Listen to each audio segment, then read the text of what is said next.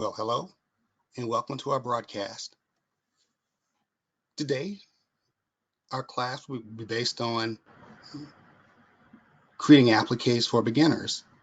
My name is James Timmons and I will be instructing this class today. And thank you so much for joining me. When we talk about applique is one of those things that are very nice to do. One of the great things about them is that they allow us to create designs and be able to stitch them without filling in all of the open areas because we're using a fabric in that place instead. And so what I've come across here, and this is something that I just borrowed from the internet.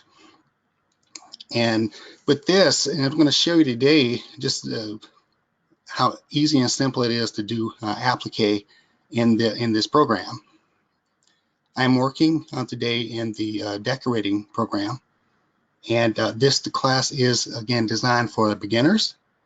And I'm just going to take you through some procedures that I would use to go in and create the appliques here. And as we start off, and for those of you who've taken classes with me before, you know that one of the most important things that you need to know before starting the design is you have to know what the finished size of the embroidery is. That is absolutely crucial. And without that, there's no basis to start, because if you take an image and just assume that the size is the finish based on what the customer has sent you, and you just create it, you digitize it, convert it, and you send it back to them, and the design is, maybe you did it 6 inches, and you get an email back or a call and they'll say, well, why is this so big? This is going on a visor.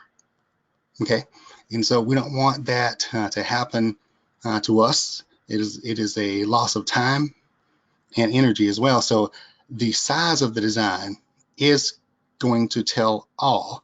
It tells you basically what can be done and what cannot be done in the design, actually. And that also means that it tells you what can be used as a satin stitch or a running stitch, a tatami complex fill stitch or satin stitch. Okay, and so with this design here, I'm just going to go in. I'm going to, here up top here, I have my measurement tool, and as I click here, and notice also that when I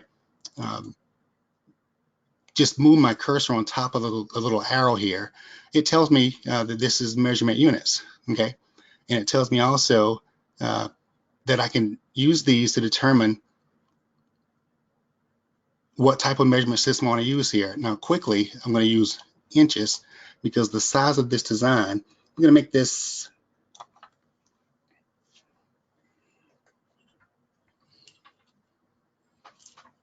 let's make this 6 inches. So for my height here, I'm going to type in 6.0, press enter, and of course that's going to change the size. I'll press the 0 key on my keyboard right after the 9 key in the middle here to get a full view of this. And for this, I'll take this back to metrics. So here we have our applique design that we're going to work on. I'm going to also save this now that I have the size correct. And I'm just going to go to File, and I'm going to choose Save As here. And with this, by choosing the Save As, I'm taking it to in the file type that I want to save this to. That's crucial to Wilcom is the EMB file. Okay, the EMB file is the file that you would want to edit because it's faster to edit that particular file. It's easier to edit because you're working with the outlines versus the actual stitch data file, and that means the DST file or any of the machine type files. So here I'm going to save this, and keep in mind also that I'm going to name this 3 appliques.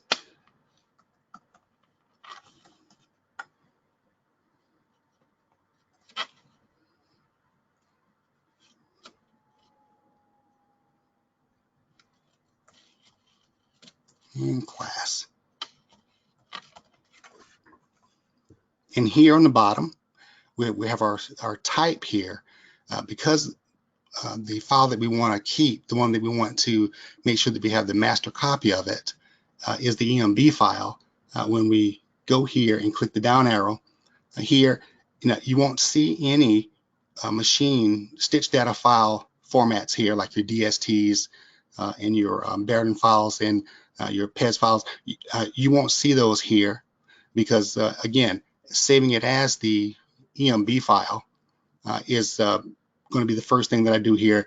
And if you're sending the file to anyone that has software that's prior to your version of software, like version 3, you would have to save that particular file as E3 in order for them to be able to read that file, or they won't be able to read it.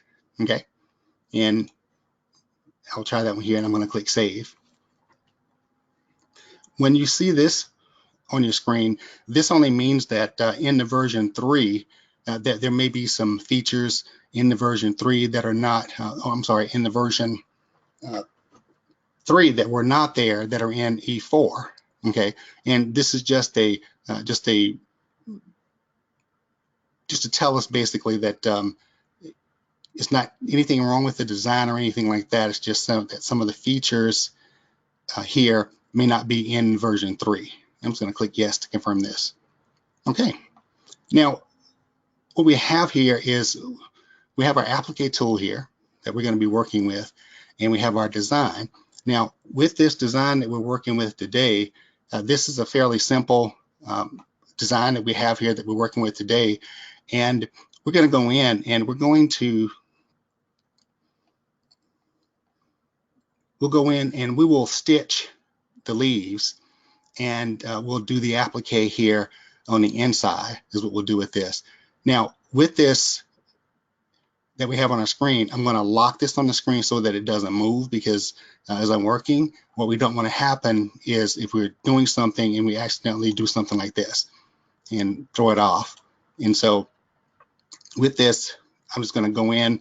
You can right click here in the color object list and choose lock. Okay, or you can just press K after you select it, and it'll lock it also. And it'll also show you here that the lock tab here is activated, and now I can't move this on the screen. Okay, so here we have our design, and once we have indicated the finished size of the embroidery, now we'll have to go in and look and see how we're actually going to do this.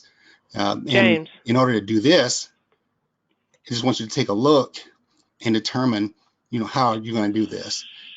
Looking at this, or looking at any type of objects that you're working with on screen, and you see something that looks like this, what's the first thing that you think about when you look at a design that looks like this? And this is something that we have to do whenever we bring in a design that we're creating from scratch. And there are situations, there's determinations that we have to decide before we begin digitizing.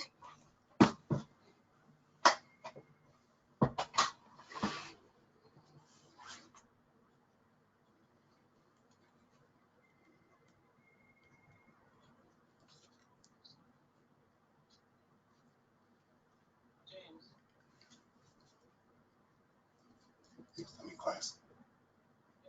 Yes, I'm in class.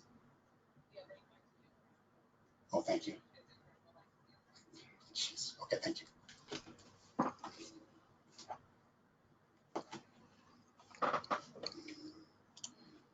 Everyone, I've just been notified that you can't see my screen. Okay, so here. Okay, so here we are. And so what we're going to do is we're going to start from scratch. Here is the design that I brought in. And now basically with this, I've gone in and I've set up my design size. I'm going to right click this here. I'm going to do a Control Shift K here.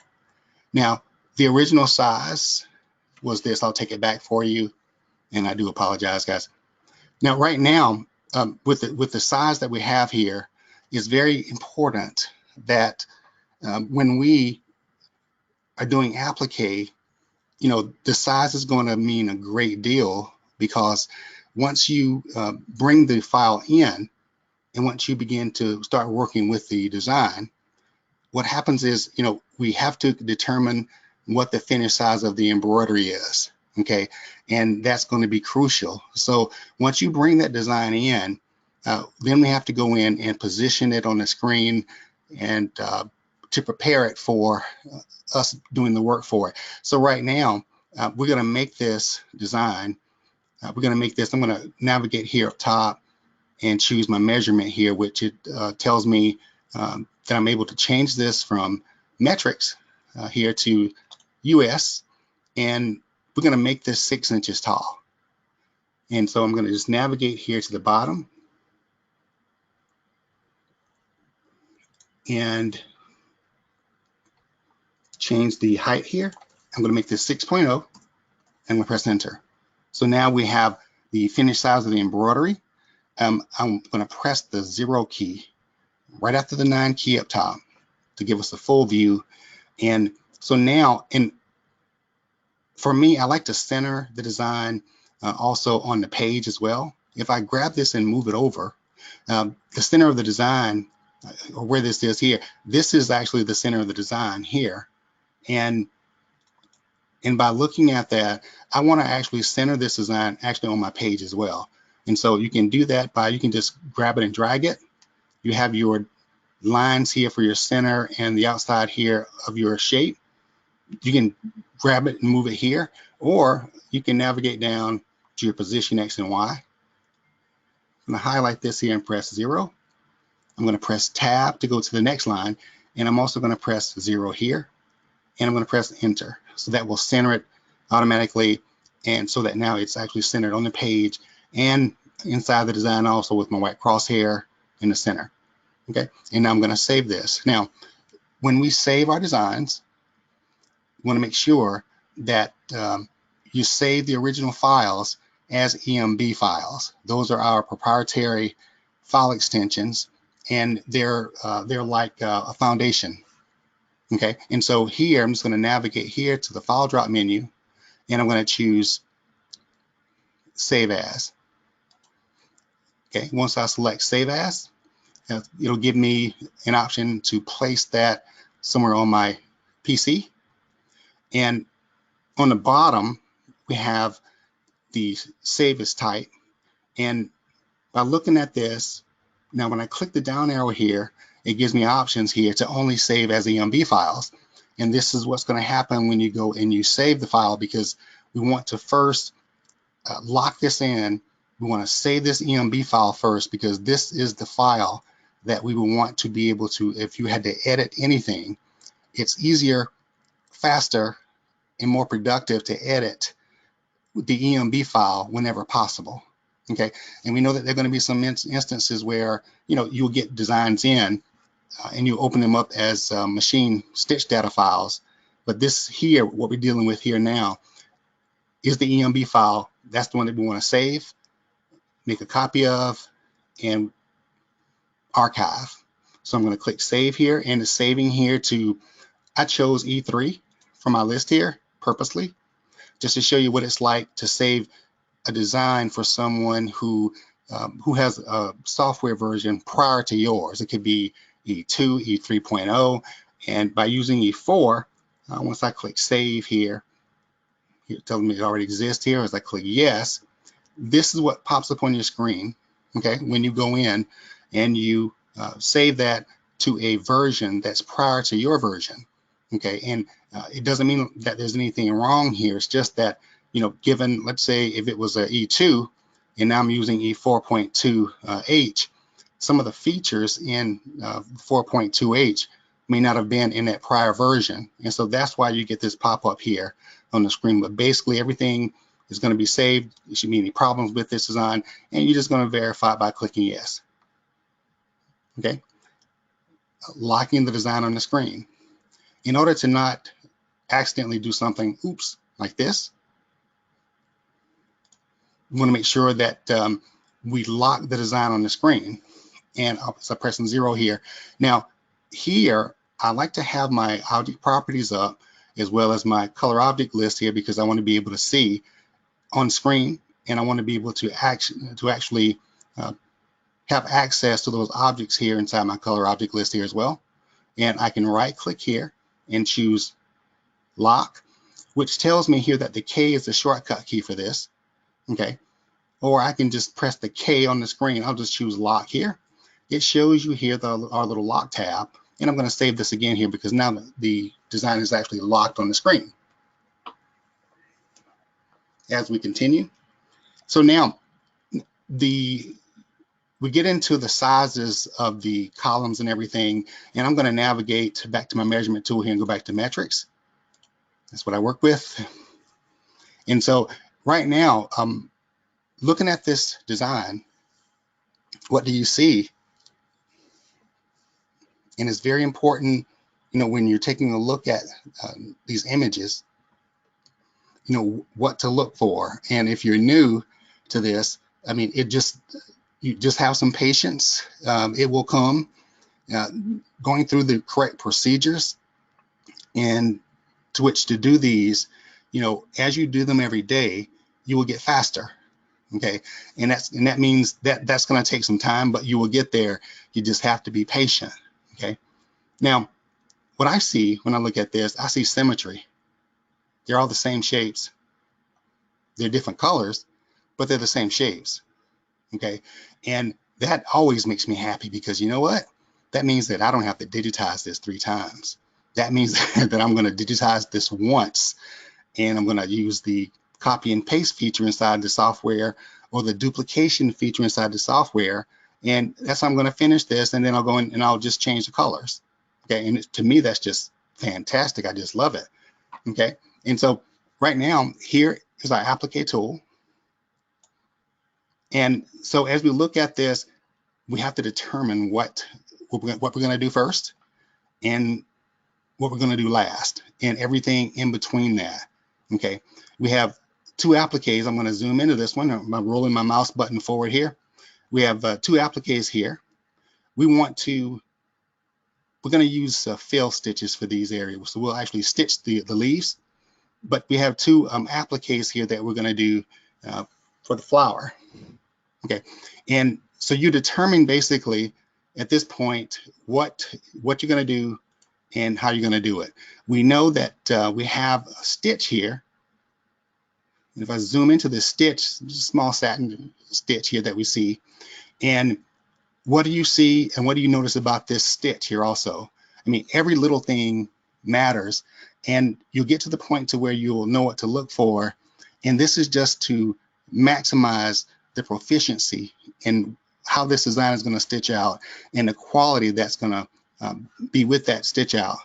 Okay, and so what I notice here is that this is a satin stitch and it's the same width from start to finish. Okay, and that's good for me also because with that I know that I have a stitch that I can use for that in order to make that happen. Okay, and so and with that we can use our column C stitch for this. Okay, and keep in mind the column C stitch for the decorating software, you won't see this on the list here actually. We'll have to right click on the object and choose convert to convert to that, and we'll get to that in a minute. And so here also we have our applique here, we have our petals, and we have the center here. Okay, and we'll determine how we're going to do that also. And with this, you know, just want you to think about how would you do this. And imagine how this is going to stitch on your machine effectively. We have one applique. We can do the outside here as one object. Okay, and then we have the center here that we can do also as a second object. And then we get to the point as to, well, which one should we do first and which one should we do second? And I always suggest working from the background to the foreground because it makes it a lot simpler.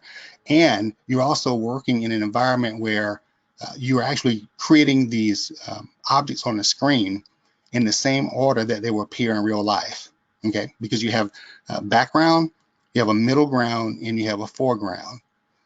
I'm not sure if any of you guys are along with me, but one of my favorite artists on PBS was Bob Ross. One of my favorite. And what I used to love about his designs is that the way that he worked from the background to the foreground. And it works the same way in graphics, and it works the same way here in embroidery as well. Okay, and so we have this one. So now we have to determine, now this file that we have here was taken from the internet, and as I speak about before, we know that the graphics on the internet are 72 dpi, terrible graphics. And the closer that we zoom into these, it starts looking like this. It's a pixelated file. The closer you zoom in, the less you're going to see with this. Okay, and so with that, we're going to have to go in and digitize this shape here for the applique. All right, so I'm going to go in as we select our tool for the applique, and I'm going to navigate, and here's the applique tool, which here again, if you hover your cursor on top of that tool, it will tell you that the F7 is the shortcut key for this, and it allows you to digitize objects, applique objects with up to 4 layers of stitching, and this includes guide runs, cutting lines, tack stitches, and cover stitches. So this particular feature inside the program here, you've got all of these different factors combined into one. Okay, and I'll show that to you once we get to that point. And so here we just select it here because this is going to tell the software that now I can start digitizing my outline here, my die cut here for my applique. And again, as we go from the background, now you can decide where you're going to start with this. I'll start right here. And the idea here is to go in, and as I digitize this shape, now in this particular incident, now it doesn't have to be exactly perfect. Okay, you're just trying to get a good visualization of the shape here with this. And as we go here, and you can decide, because right now if I go all the way down and come back up, it may cause an issue here on the inside as I did with this one. So once I complete this, I may move this node point here up a little bit here, and I'm going to continue. I'm going to as I right click my mouse button, and you see what happens here. Okay, I made a little error here, and so in order to fix this, you do this while you're digitizing. I'm going to press my backspace key once and twice. What happened was, instead of doing a left click here, I right click the mouse button, and of course if I try to right click it again, it's going to give me this particular look here. So as I press backspace, so I'm going to left click here and now when I right click, I'm fine. Okay, I'm right clicking,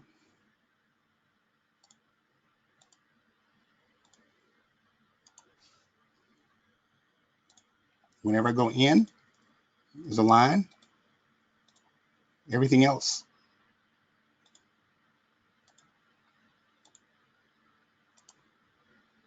right clicking here. When you're working also, it's always a good idea to work close where your objects are enlarged like this.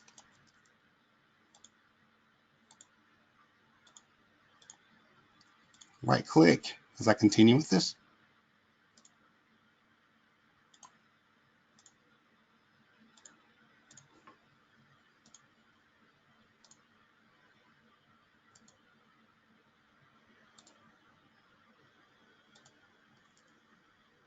And I'll stop here. Now once I've completed the outline shapes, and actually if I backspace here, you don't have to actually put the last point on top of the first point, because the applique feature, it is designed for a closed shape. Okay, and so that means that kind of like your tatami stitch fills, once I press enter, the shape is going to close. So I'll press enter, it closes my shape. On the lower left side of my screen here, you have your prompt bar, okay? And this prompt bar is vital to what you do every day, because if you're not watching it, you will be in for some long days, because here it's actually telling you, it's explaining to you what's happening, and it's telling you either what to do or it's going to ask you a question. At this point here, it wants me to enter point 1 on boundary 2. Now, what do you think boundary 2 would be?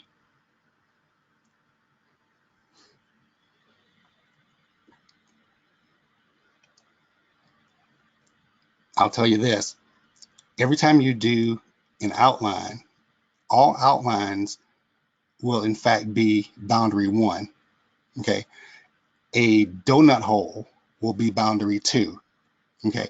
And when you're working inside the applique, it's very, very important that you watch the prompt bar on the bottom, okay? Once you get used to it and you're working with it, you'll know what's going to happen. You'll know exactly where you are. But right now, I need to put a hole in this. I can, one option is to just leave it as a whole fill, but we'll be a little bit more creative here. And I'm going to, I'll just start it here.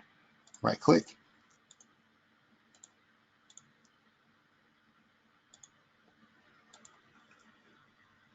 And I'm going to press enter to close it.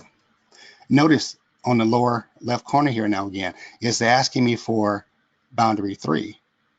Because as you're doing these, whenever you're putting a hole in something, the system has no idea how many holes that you have in mind. So it's going to continue asking you for the next hole. Once you're completed it, right now, I don't have another that I need to display. So I'm going to press enter for a second time. As I press enter, now the system is asking me for an entry point. It wants to know where I want my machine to start stitching with this. Okay. And at this point, I'll start here. As I left click for my entry point, now it's asking me on my lower left corner for my exit point. And of course, I'm going to exit on the same location here. I like to do it as high up as I can here toward 12 o'clock.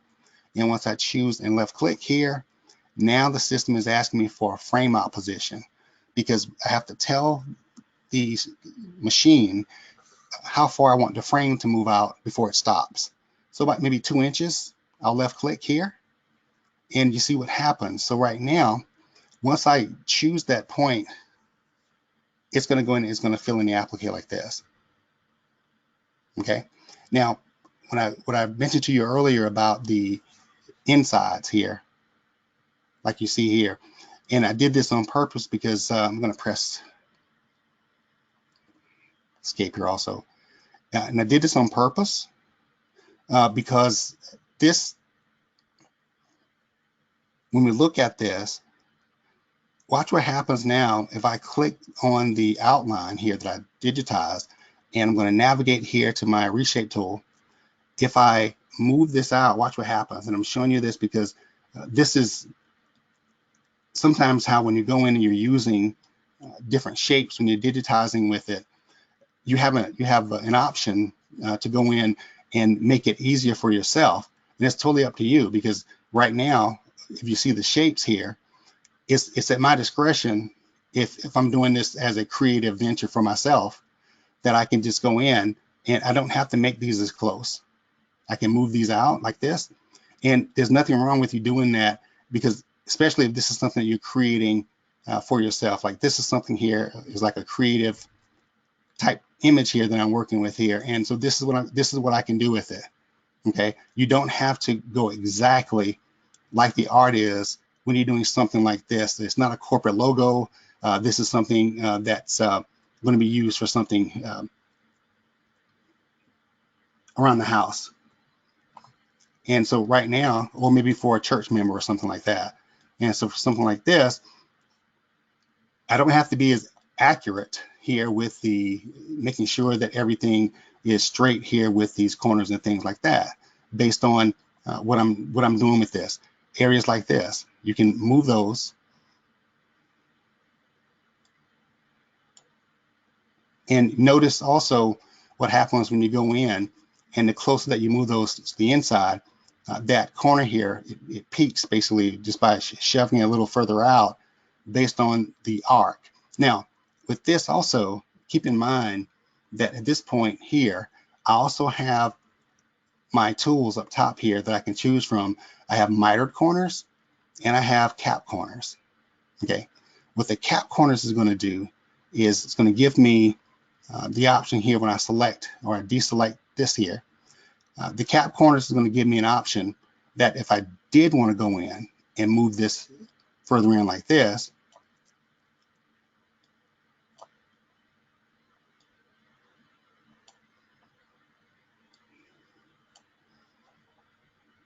you're still going to have this.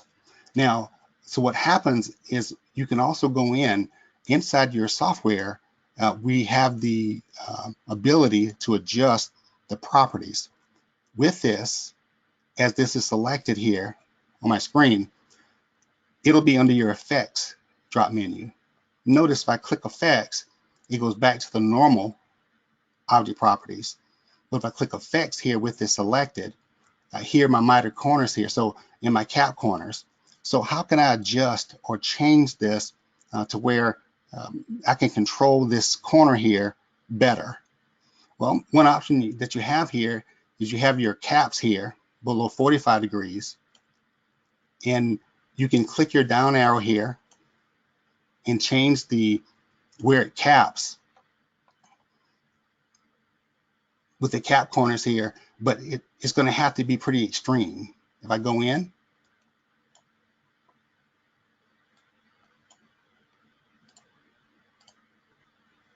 and adjust those slightly, and I change that to 56, it's not giving me what I want. I'm going to undo. For those of you who don't know, you can undo 256 times in the software. Here also, I can go in, have overlap, and I have maximum length here also. So what if I move this down?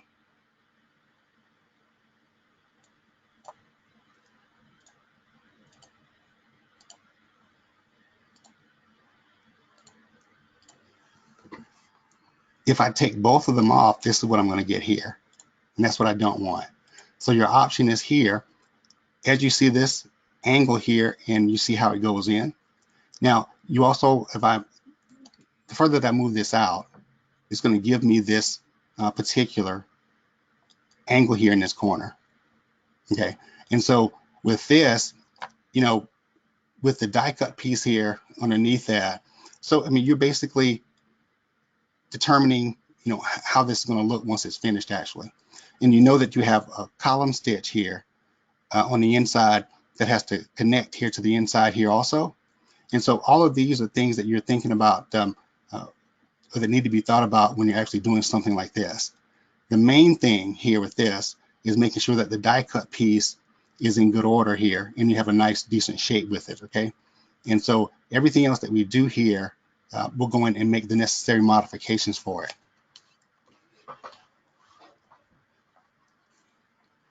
It would have been easier just to make this just one object here and placing the second one on top of it, since it is a smaller object.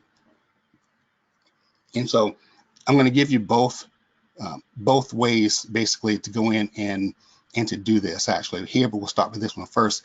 So if I click on this, notice inside my color object list that this is basically, the system is viewing this as one object. Okay, so if I click one, I select everything. Okay, and so all of the components that it listed here for the Applique tool here, when we first selected it, it is actually putting in all of those elements inside this one object here. Okay, and all of those objects are they're connected together. Okay, so with that one, next we're going to do the one on top of that one also. Now keep in mind that right now, as we're looking at this, we can go in once you do initially the first applique for this. You're going to have to save this design, And because what's going to happen, or what may happen based on what you're going to be doing with this, you're going to have to create a second design for this, okay? And because the second design that we create for this is going to be one that we could go in and make additional edits with it, okay? And what I mean by that is we want to be able to save the components with this particular design here, because in the second design we're going to break everything apart, and I'll show you exactly why. Here, now we're going to go to save here again. I'm going to choose save as, and we'll make this one, click here in backspace,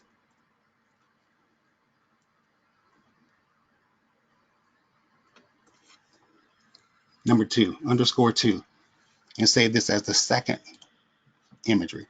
So we want to maintain that first one and keep it the same, okay? And we just created a second one.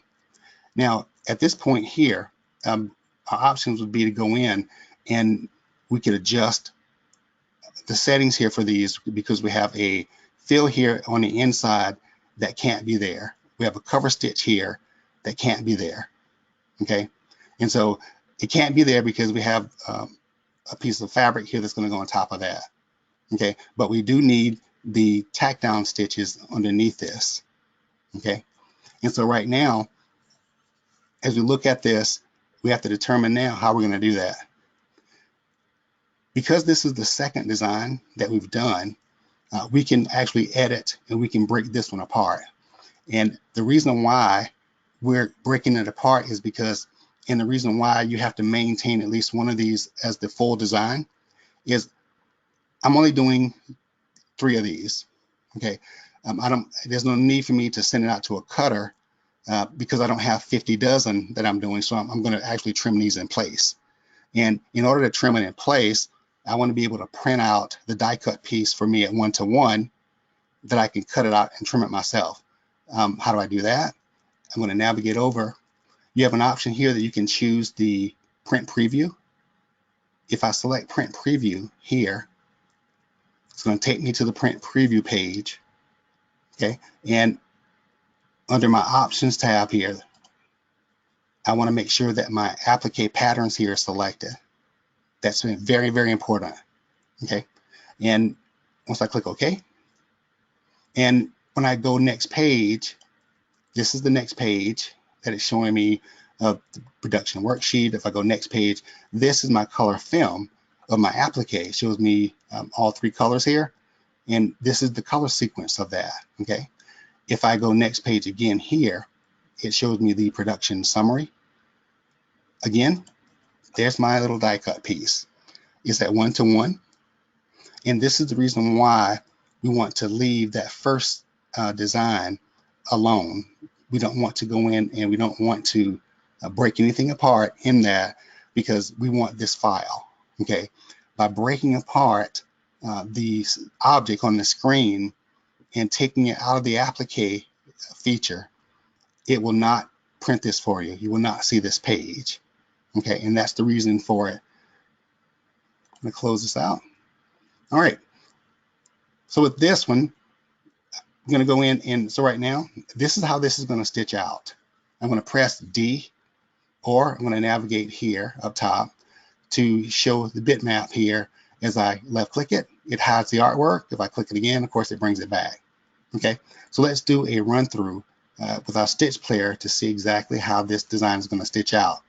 This is what we want the machine to do here. Now, we're not finished with this. Okay, this is just the first. I'm going to do this. It's going to go in. It's going to run, do the die cut piece here, and it's going to go to the inside. The machine is going to move out and the frame is going to stop.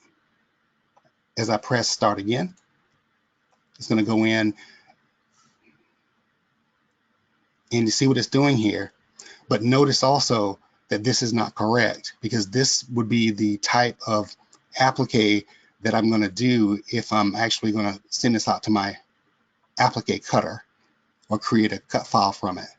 Okay, so this is not what I'm wanting to do here, and this is vital, extremely important for us here, okay, because with this we want to make sure when the applique is being stitched, once we create that, this image is still not production ready yet.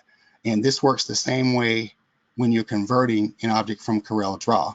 It converts the imagery here, but it's not ready for production yet. So we have to determine and we have to prepare this for production. Okay, I'm going to click here. So now with this, I want to go in because this is I'm going to select it like this. I'm going to click my effects. And this is going to take me to our object properties with the applique. Okay. And with this, it tells me what option that I'm running here, which is the applique. And this here is just a fabric option you have that you can click and select the auto fabric assistant like this. And you can actually put a design inside this flower here. If I choose factory, I can choose any of the settings here that we have for any of our background fills here. As I click the down arrow, I can use this one here for leather. It'll make a leather, and I can also change the color for that also. And what this does, it just puts a color in the inside of this applique is what this does. And since we've already got something in there already, I'm not going to do it here, but this will actually place, and it's just for visualization. Okay, but this particular time here, I'm not going to choose it, so I'll click none because something like the artwork is already in there. And so here we have our applique, and now it goes to the applique fabric. This is our guide run stitch. This is that first stitch that goes in that pronounces what the shape is going to look like. Okay, that's what that is here. And it also gives us an option here with the pre-cut, which would be for if I'm going to actually save the graphic image of this to send to someone that has a cutter, if I've got 100 dozen of these to do, because something like that, I'm not going to sit there and cut it out myself. It might be a little slow. Okay, and so for the pre-cut, you can also send this to your cutter automatically as well. Now with this, if I'm going to pre-cut everything and have everything selected here, now if I'm going to pre-cut the die cut piece here, all I got to do is go to File. If I've got my own cutter, all I've got to do is send to Applique Cutter right here. And it's almost like sending a print job to a printer. Okay, it'll send the design to the cutter to print, actually, is what this does automatically. So by selecting send the Applique Cutter. And so for this also, but we don't want to do the trim, we don't want to do the pre-cut here. We want to trim this in place ourselves. And so therefore, now watch what happens here also inside the color object list with the, see that? Before, after. It has to add another color stop to the image for me to actually go in and cut around the outside of it, if that makes sense. So again, it does the running stitch, frame moves out and stops. I place the fabric down. I press go again. It does the running stitch again for on top of the actual fabric. Then it's going to move up and stop again.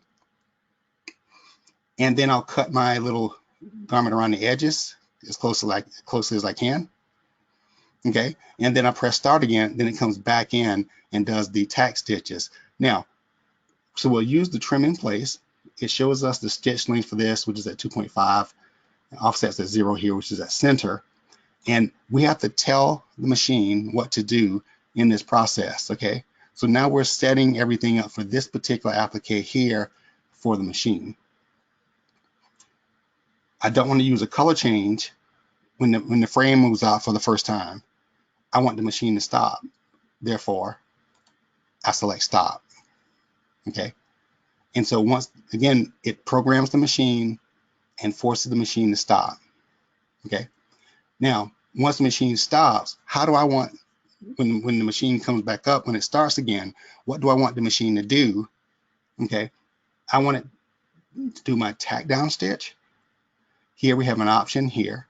If I click the down arrow, I can choose none. And let me zoom in here for you also. And I'm also going to take off the true view so that you can see the actual regular stitch mode. Here for the tack down stitch, I can choose none, which I don't know why anyone would do that, but we all do different things. I can use a running stitch for it. I can use an E stitch for it. And of course we have our little zigzag stitch. Okay, very wide zigzag stitch to hold the fabric down. Next, the stitch spacing is at 3, which is very wide, which it should be, because all we're trying to do is we're trying to lock the fabric down so it doesn't move. It has a 1 count, which means it's only going to stitch once. The width of this is 2 millimeters wide. Okay, that's the width of this, and the offset here is at -40, which can be adjusted. Now, that's the tack down stitch, and here we have the cover stitch, but we have to tell the machine what to do before it goes to the cover stitch. This is how we control the machine. And so here I'll choose none, because once it goes in and finishes the tie down stitch, I kind of want it to immediately go in and start stitching the zigzag and the stitch to cover stitch. Okay, and so I can choose to have a cover stitch here. I want to press, let me navigate up top here. I'll click on the true. I can have a cover stitch for this, or I can deselect this and not have a cover stitch. Okay, that's up to you how you want to do that. And this is where you will do that. And this is the width here of my cover stitch. And notice the width of the cover stitch here and the cover stitch here.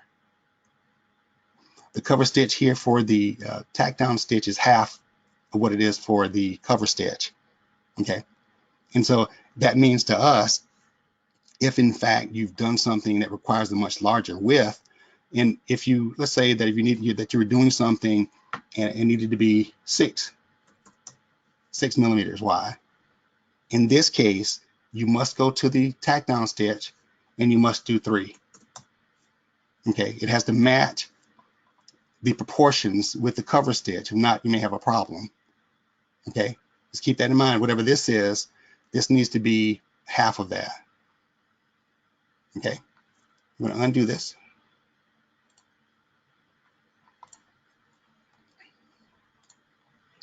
Okay, so this is what we have here. So now when I go in, I'm going to click Save here. Now for the inside, notice, of course, when I click it once, it selects everything. And so I want to go in at this point, I want to break this apart. So when I click on my cover here, I have the option to right click on this now and choose break apart. Watch what happens to the color object list when I do that. This is before and this is after. Okay, and this is everything that was in that bundle. Okay, here, so that's what we have here now. And here, you know, I have an option here now that I can go in. Here I can select those items individually.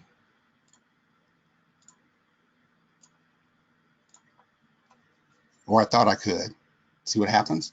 So because I can't select them individually, again, this is the reason why we save the original file and make this a copy of the original file. Because in order for me now to go in and to separate these options here, whenever you have the Applique tool here, you will be able to see the die cut piece on the print preview. But as soon as I go in, if I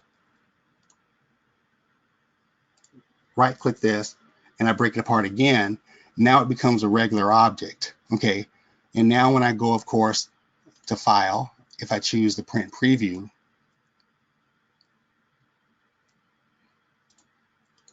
as I go next page, I won't have that die cut piece anymore because I broke it apart.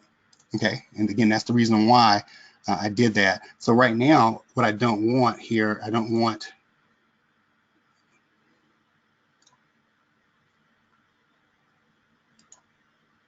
this. I don't need.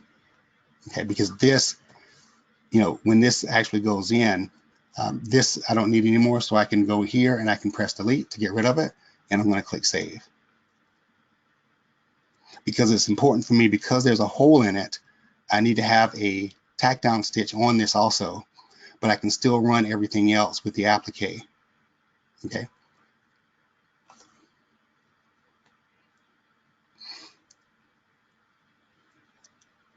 The jump out stitch here, or the stitch that moves out and causes the frame to stop, I can access that now only by using my reshape tool. If I click on this tool and I navigate and I choose the reshape tool, this is the only way that I could see this physically. Okay, and this is what it looks like. Okay, this is the jump out and the stop. Okay, and that's what it looks like, and you can only see that if they're broken apart and you're going into your reshape tool like this. Okay, now also with everything else, if I look at this now and I run my stitch player on it, it's going to do this now. Let me slow this down for you. It goes in, it does the mark outline stitch as it should. Once it completes that, the frame is going to move out and it's going to stop. Okay, there. Machine stops. I lay my fabric down. I press start again. Goes in and does my running stitch like this.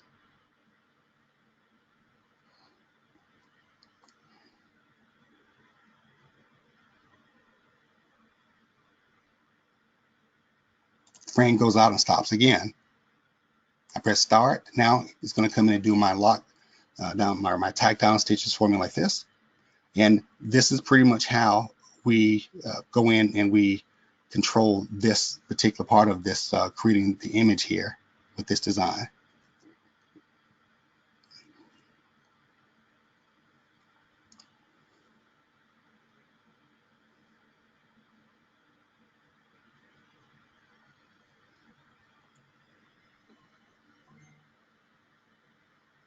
Any underlay stitches can be added to that after the fact.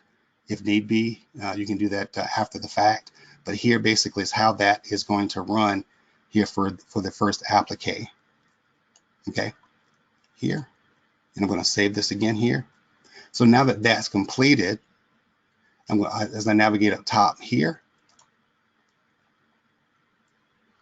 now once that goes in, and now what we have is we have the top applique piece here that we're going to use for this.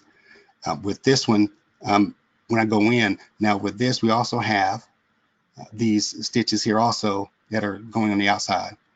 Now, also, I'm going to press S here. And we're not going to forget the column stitch here and the fill here also. As a matter of fact, this can be done either first or we can do it after, however you want to do that. And so with this now, now that I've got this applique here completed, now I want to go in and I want to do the one in the middle. Now here I have a choice where I can actually go in now and I can actually digitize these shapes here now and then do the applique after that. Again, that's a choice that you have for this. And right now I'll go in, I'm going to zoom in here and I'm going to choose my digitize open shape here as I left click, and I'm going to change colors. I'll use this color for now. And so the reason why I'm using this running stitch for this is to determine the center portion here. Press enter. And with the designing package, you can do your column C stitch, but here in decorating, I'll select that. And in order for me to go in and use the column C stitch, I'm going to press M as in Mary. For my measure tool, I just want to measure this 2.0. So when I right click on it and I convert this, here's my convert to column C stitch here that you'll use for your decorating. And here I'll give it width, 2 reference points. like this. And I can right click here on my properties. And with this, I can tell it basically how wide that should be, 2.0, and just press enter like this. The easy part about this is you can go in and just move the node points around here to get the shape the way that you want it. Okay. Now that that's done here, I'll choose my running stitch. These I can move later.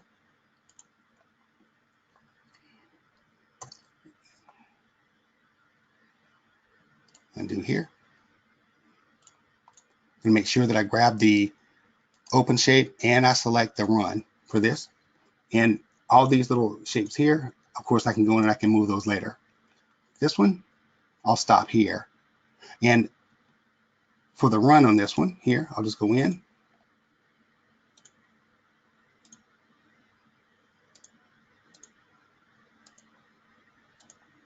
And I can change the shape of that if I want to.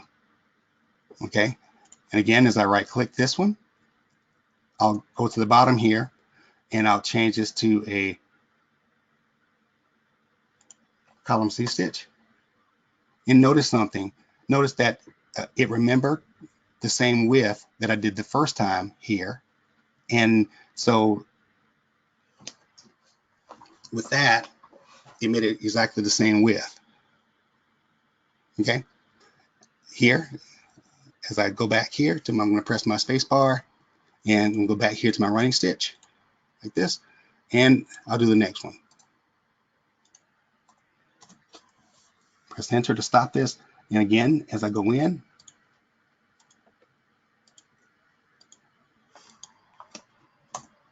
I'll press enter here. And again, when I select that, when I right click on it, as I navigate down to convert, I'll choose my column C stitch and I'll just press enter like this. And you'll repeat the same action here for the rest of them also. As you're running underneath here, as I press enter to stop this. Again, if you do what I did just now, you can also select this and you can click on the running stitch now. That's what's new in this version of software that in the E4 that's so great, because you can actually do this now with the program versus having to delete it. Just so many options. Here, same thing. Here, press enter.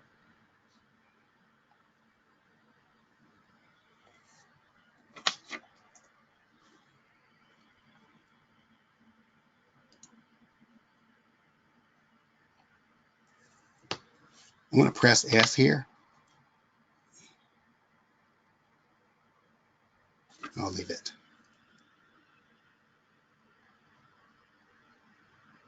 All right, here, enter.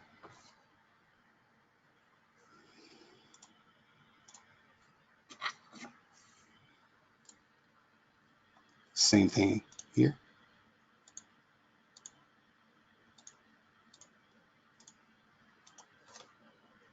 Enter. And one more time. This time I just pressed my space bar and it toggled. Should toggle this back here to my run. That's selected here also. And 1, 2 here. Enter.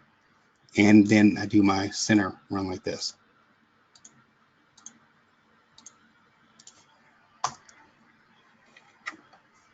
Right click, choose convert, column C stitch, and I'm going to click save. All right, so now that I've got those done, and again, I'm going to press S here, I've still got, and I know that these areas here, again, this is something here that could be done, that I could have done first here, and I think I'll go back. And one thing about when you're digitizing, you can change your mind about things. Sometimes if you may have one idea and you may find something else that looks better, that's going to work better for you. Okay, and so now with here, I have my applique here in the center, and all I'm going to do here is I'm going to change colors for this one, and here I'll choose my applique tool, and this one's easier than the first one here. And so when I go in, all I got to do here is digitize my lines here directly on the running stitches here that I placed in before, just like this. And again, because this is a close shape, as I press enter, I don't have a hole in this. I'll press enter again, and I'll use my entry point and my exit point and my jump out, and it does this. And I'm going to save this.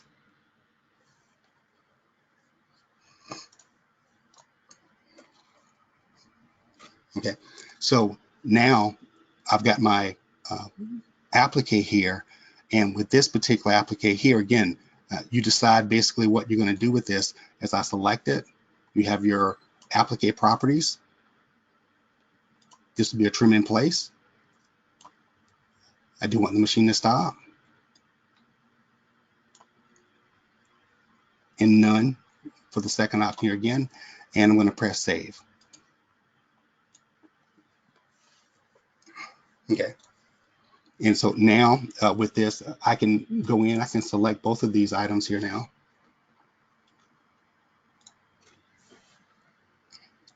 and I can change that color to a different color now. And so now I've completed the applique on the bottom and the one on the top here also. And so this could be done several different ways. This is just one way of doing this. Okay, and so right now, as I look at this, I want to go in and I want to be able to finish this up. And for this, I'm just going to go in, I'll use this, and I will use this as my column stitch here, and I'll fill this in here also. So as I go in, I'm going to click on this color, and I'm going to also use this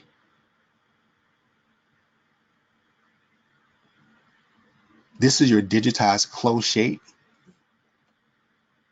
and I'll use this one here as I go in and just digitize my outline here.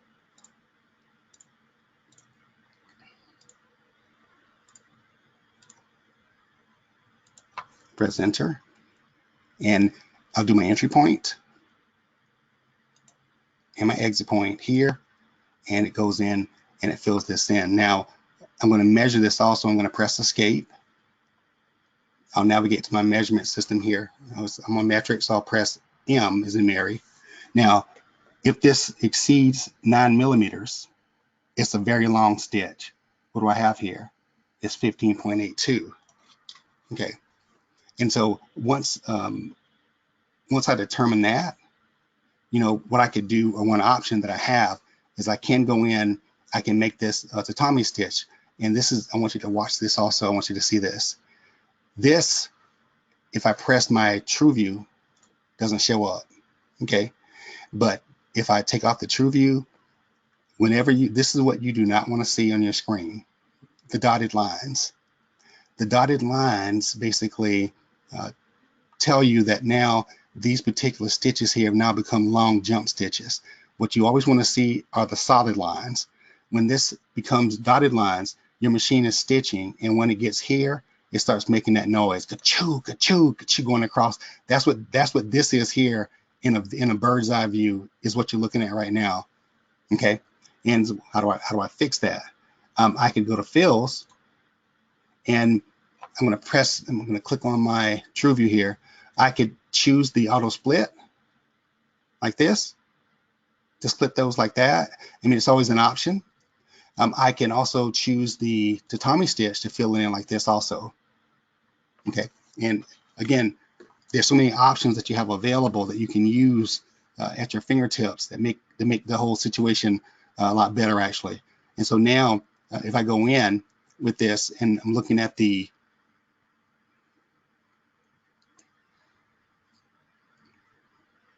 I want this to stitch, and then I want this to stitch. So I'm going to use the running stitch, and I can use this starting here. All I'm going to do is follow the outline on this shape, and I'm right clicking just want to make sure that I get it dead center.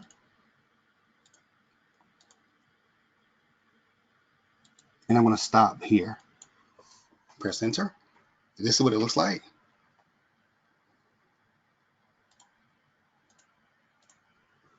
Okay. I'm going to press escape. I can choose this by clicking my pick tool and changing that color. All I'm going to do here with this is, or I can even go ahead and do this next also. Why not even do the running stitch here next? Because that's where I'm going next anywhere. Here, here, and here. Press enter. So now I've got both of them there. And I'll press T to show what it looks like here. So at this point, all you got to do is this actually. I'm going to right click here on the running stitch. We know that we can choose convert, and we can do column C and press enter.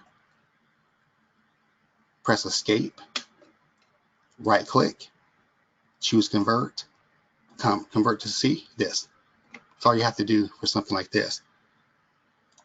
And you have your starting locations and your exit points here, and press tab. You have a starting location and an exit point there also. Okay, and I'm going to click save.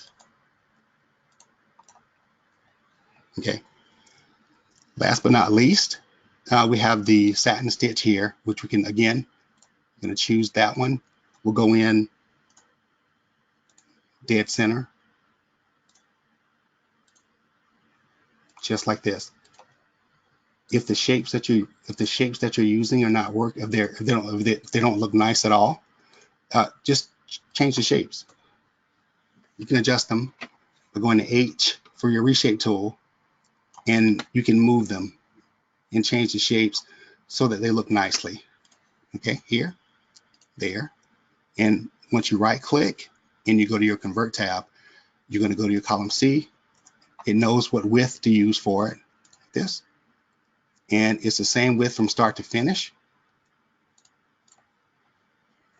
Okay, and at this particular point here with it, now we have an option here also that we could I could have also done this first, and I think I am. I'm going to go ahead and do this first. I'm going to select this here and here. Now I want to move this to the start of the design, and what I want to use for this tool is the sequence tool here. The sequence tool, this is at the end now. All I've got to do with the sequence tool is select here, back one here, back here, here. I can move this to the start, and as soon as I left click, it moves this to the start of the design. Okay, and so that's going to stitch first, and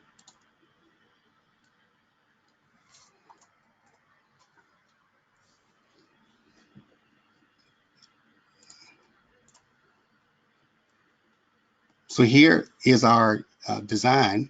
Okay, and the colorization here, this is going to be covered up here, and in order to show that, if I wanted to go in and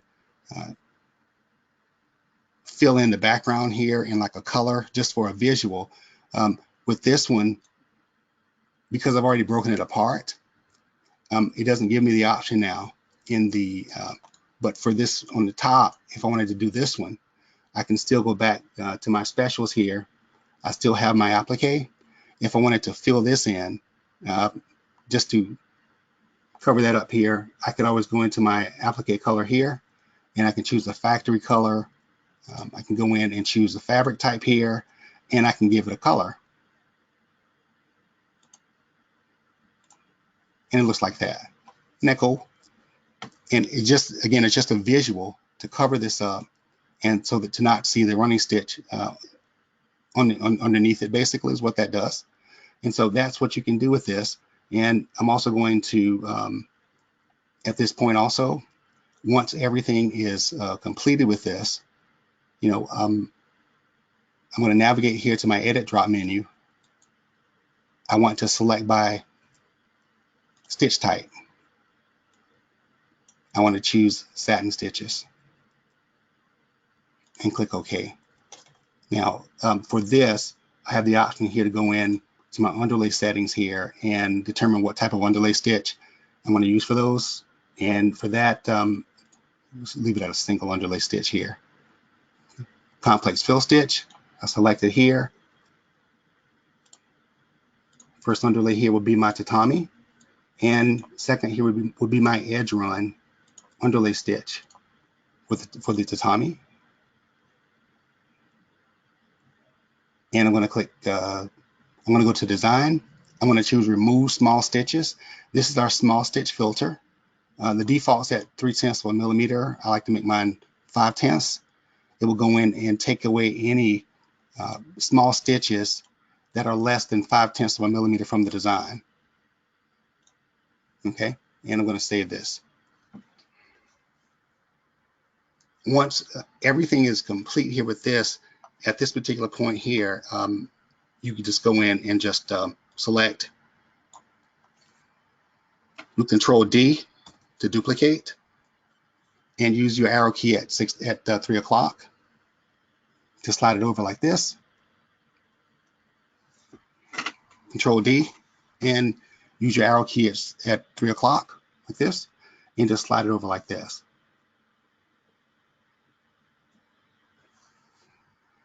And I'm going to click Save. So here we have all the appliques, and what we also have here also, because they're separate appliques that you have here, there is an option inside the software to go in and join these together. And we'll talk about that in our next class, actually, because our time has expired. And I'll take your questions now.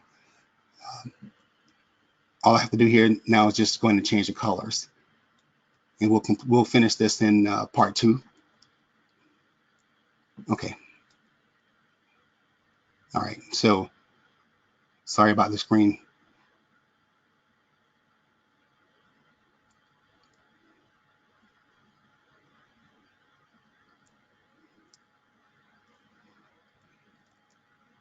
Okay. Thank you guys for being vocal to let me know that you couldn't see my screen. I appreciate that. Okay. All right.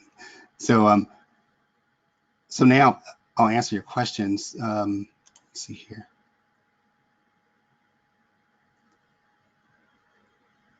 You have that reference to the sound.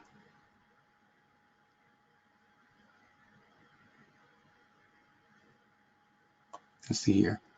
Yeah, I'm thinking we had some connection issues, guys, with the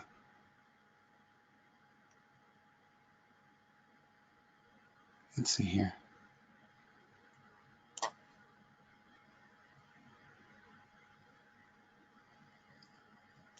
Okay, I'm glad it did finally come up. Okay.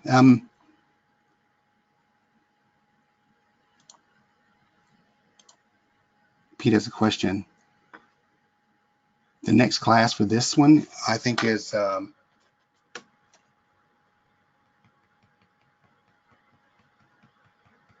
have it on my list here, actually.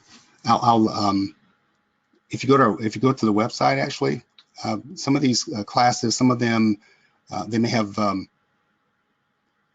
not been added yet, I think. So if you go to the website and you don't see it there, shoot me an email, actually, because I think they should have been posted, but it's a possibility that they have been not because we've been very busy with the update.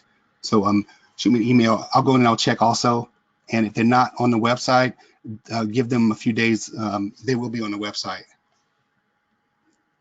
Carol says, thank you, Carol, for your kind words. Thank you, Brenda. Brenda says that let's see here, April the 16th, that'll be next Tuesday, actually. So the next session is next Tuesday. That would be, yes, that would be the 16th. Okay, that will be part 2. Thank you, Brenda. And okay, time loss. When you go over the mitered and the cap corners. Okay, now when we're talking about the mitered corners and the cap corners, now what happens is this. Say for instance, if we go in and I'm going to click on here the run, and let's say that we had a shape that was like this. Okay, and now let me, oops, this should be a run. There we are. And I'm going to do another one here also. And let's say that you just had a square, just a simple square like this, which the angles here are much easier for this as far as applique, because they're just 90 degrees. But in some instances, you're going to have corners that are going to be off of what 90 degrees would be actually. So, and for the way that those work, and the best analogy of being able to control these two options here inside your program, it would be, you notice here that they're not activated here now because they don't work with the running stitches. Notice also that if I go in,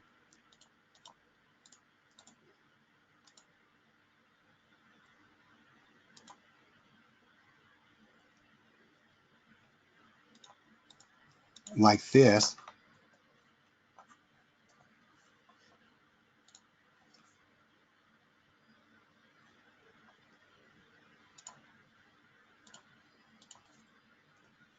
try this again. Oh, I know what's happening. Backspace here. Make sure that when you choose your satin stitches, make sure that you select the satin here and here. So if I do a something like this, and I made this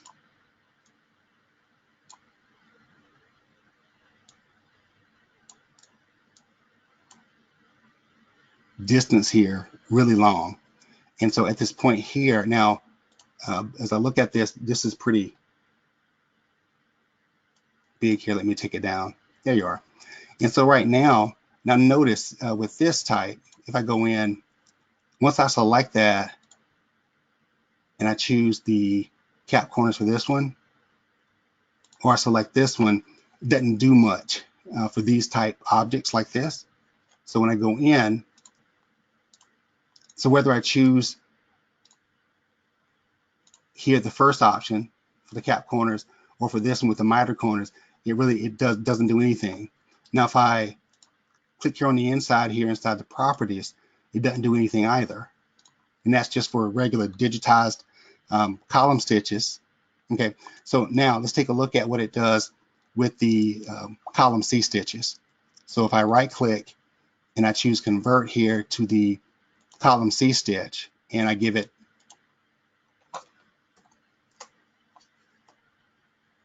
reference here, and here I'll do the same thing. Once I convert this to column C, does that, and with the square, as I convert this to column C and I give it reference points like this, it's going to go in and it's going to create this shape. Now watch this, because usually with the column C stitch, based on how sharp or how small these corners are here. Now if I select this, if I go in, let's say if I'm choosing the, take this off here, if I take this off, it's going to do this. And we know that when we see this, these are going to be long jump stitches, and that's going to be based on the size, the finished size of the object here on the screen. Okay, and here when I click on the miter corner, I can go in, if I use the miter corners, I can go into the properties here and I could adjust and I can change the settings for this actually, like below 61 degrees. This is how you can go in and actually force it to do what you want it to do pretty much here, based on the angle here and the degrees of the corners here. You have an overlap here also, that if you did have to go in and do one, it's going to overlap it if it had to go in and go on top of it again. And so that's what these are for here actually.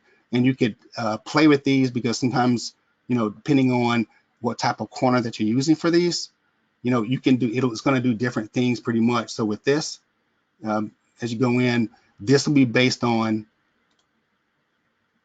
how sharp these corners are.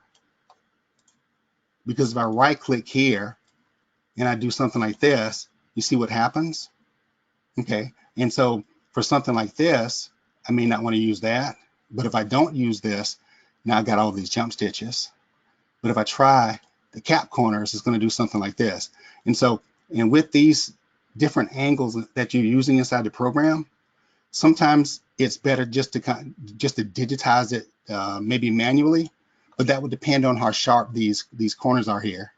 Okay, and so you're going to have more control over these two guys here if you go in and in fact use the column C stitch with these. And here for the cap, you have an option here to go in. Now the distance here, 8 millimeters. If I were to go in, press M,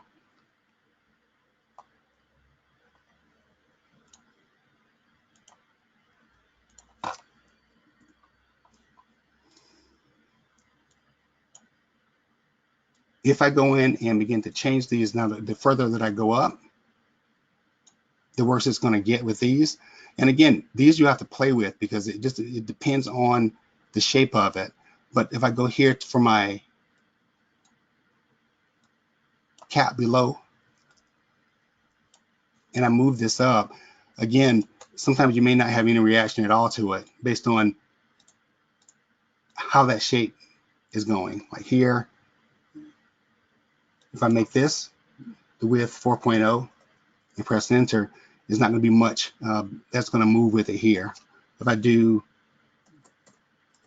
250 degrees or 279, it's going to do this. So this is one of those things here that you'll have to play with actually on some of the, depending on your time. And what I found basically with these, sometimes I may have to go in and do them if I can't get the point to it like I want. I'll go in and I'll just do it like this. I'll go in and I'll say, you know what, I'll use the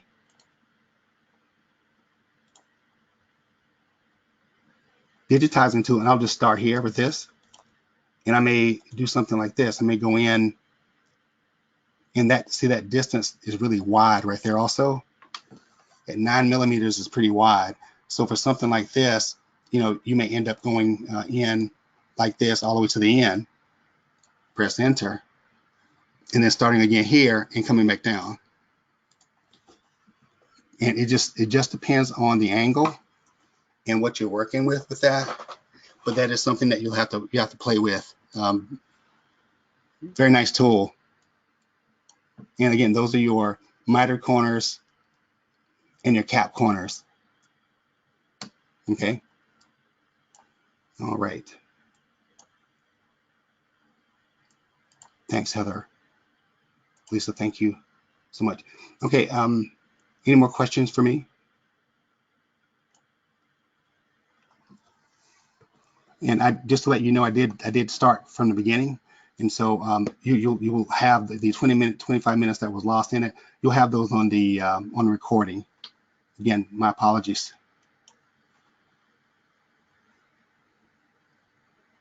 Okay, if there are no more questions for me, thank you guys for your time and your patience with me today. We ask that you visit us at www.willcomeamerica.com. And as always, happy digitizing. If you have any questions for me, anything that you want to see me do, please send me an email at support@willcomeamerica.com. In the subject matter, put attention James for me, please. And I will be more than happy to take a look at those. I love your comments and I love your